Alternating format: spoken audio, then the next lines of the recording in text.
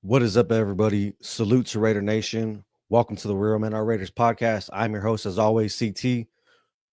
And here we cover everything news, rumors, and I give you my opinions and reactions to everything Las Vegas Raiders. First things first, I want to get into that loss last week up against the Bears. It was a really hard way to lose the game with a blocked field goal. Being so close to coming out with a W, considering the game that Geno Smith had. It would have been great, to get the win with Genty having his best game, Max getting an interception for the first time. It would have been great to come out with the W, and win, at home for the first time. But it is what it is. Unfortunately, we lost Colton Miller and Eric Stokes in that game. And for Colton Miller, they thought it was going to be a high ankle sprain, and that would have put him out, for at least like 6 weeks, something like that. But now they're saying it's a high ankle sprain plus a hairline fracture. So honestly, in my opinion, if we don't start winning games, if we don't start looking better, I doubt we'll see Colton Miller back this season. It's unfortunate, he missed time with a injury a couple years back, and he just came back and he was looking really good, we started running the ball really good to that left side, and it just sucks. It seems like every time this team takes, a step forward and they start to gel and get some chemistry and everything starts to look okay for them, like we're moving in the right direction, something like this happens. So again, for like, the third, fourth time this year, we're gonna have a different offensive line.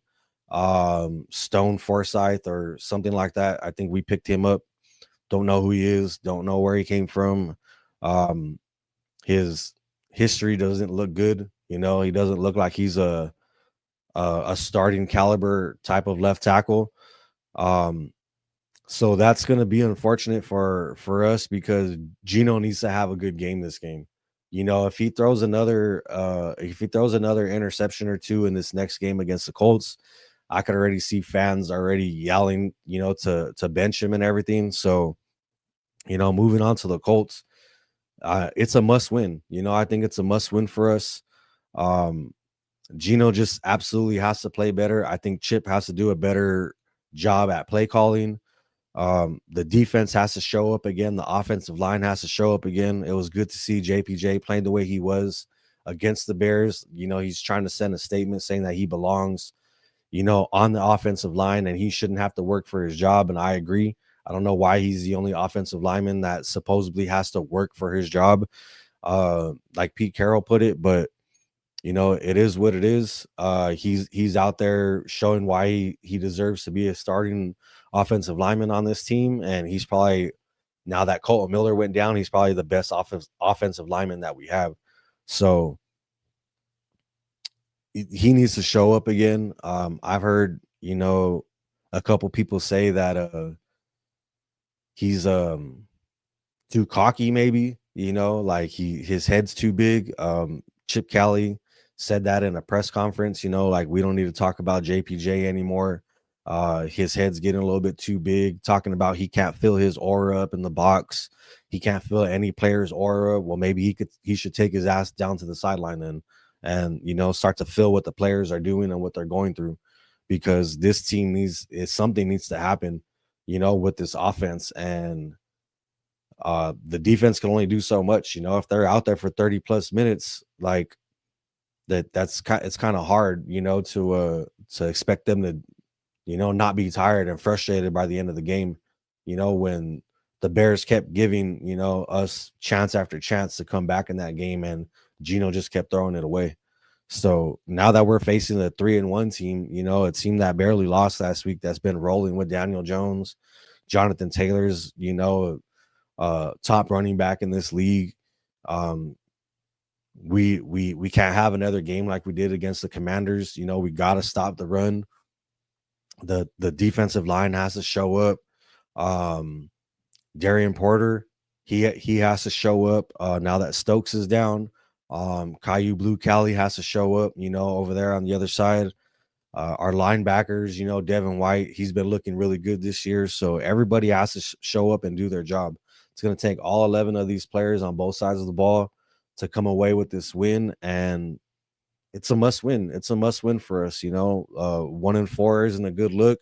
And like I said about Colton, if we don't start winning games, if we don't start looking better, I don't see Colton coming back. They're just, if they were smart, at least in my opinion, I would just sit him for the rest of the season and just, let him come back next year healthy. So that's one thing we gotta unfortunately, try and fix on the offensive line now.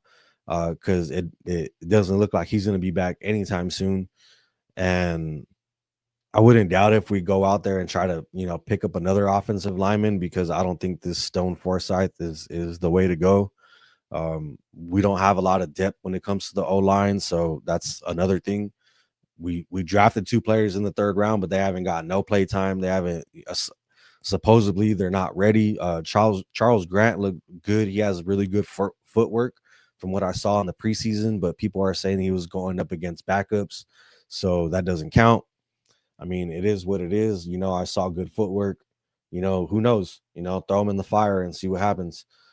But it's an absolute must win. If Geno, like I said, if Geno throws another interception or 2 in the first half, like, people are going to be screaming from the rooftops, to bench him and start Pickett. I don't think Pickett's any better. I don't think AOC is better than Geno. AOC's been in 3 different systems since he's been here. Kenny Pickett's been on 4 different teams since he's been in the league. Never been a starter. There's a reason for it. So we got to look at exactly what we have, and it's if you guys want to tank and, try to get a good draft pick, then yeah, go ahead and start those guys. I'm always going to be real. I'm always going to root for the team. I'm never going to want us to lose. And I'll be real though, I'll be real. And like I said, I'm always going to root for the team, and I'm always going to want us to win.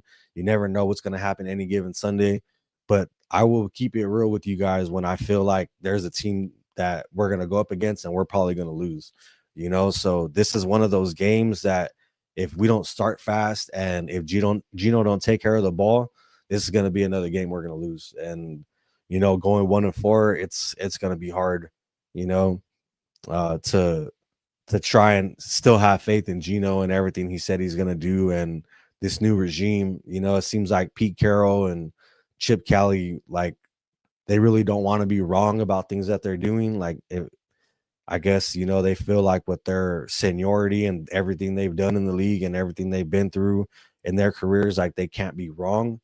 Um, that's the wrong kind of attitude to bring, to say that JPJ needs to compete for his spot, but to just go and throw someone else at this left tackle spot, without him having to work for it or anything like that, or see who's possibly better at that left tackle position, just gonna go ahead and give it to the guy he knows, the guy he brought in, and be like, nah, yeah, it's his job. It's his job to take care of that side now.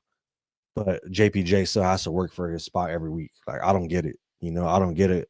I don't know if JPJ did something to Chip in college, and Chip has a chip on his shoulder. Like, I don't know. I don't know what it is, but something's gonna have to change, because with the players and the coaches not seeing eye to eye, and there seems like there's some type of favoritism going on, it's not going to be good for the team in the long run.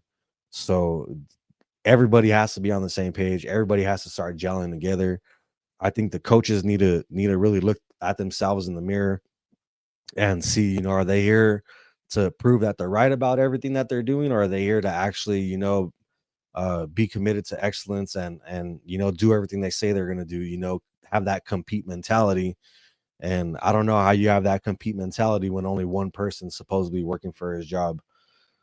Let me know what you guys think down in the comments below. I appreciate it every time when I see someone comment, that engagement.